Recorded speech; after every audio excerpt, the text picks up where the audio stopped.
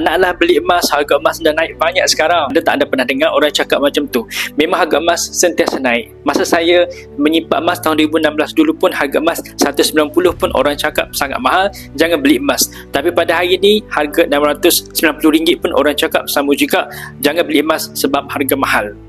Jadi bila masa sesuai untuk beli emas? Tuan-tuan, sebenarnya masa yang terbaik untuk beli emas adalah masa kita ada duit, bukan masa harga emas naik ataupun turun. Kalau kita tunggu harga emas turun untuk simpan emas, saya yakin kita tak ada simpanan emas. Saya sendiri, saya hanya fokus kepada berapa bajet yang saya boleh menabung emas setiap bulan.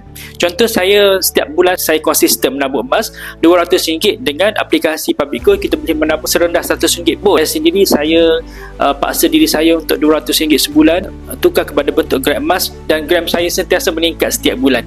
Saya tak tunggu harga emas terbaik.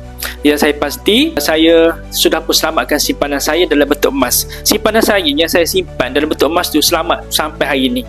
Kalau saya simpan duit, mungkin duit tu saya akan guna ataupun saya habiskan tak lama selepas itu. Kesimpulannya adalah jangan tunggu harga emas turun ataupun harga emas terbaik. Yang masa terbaik untuk simpan emas bila kita ada duit. Terus tukar 10 ke 30% daripada pendapatan kita kepada bentuk emas. Kalau tuan-puan nak mula simpan emas, terus boleh klik link dekat bio saya. Nanti saya akan bantu untuk mula buka akaun Public Gold percuma dan simpan emas sampai jadi kaya.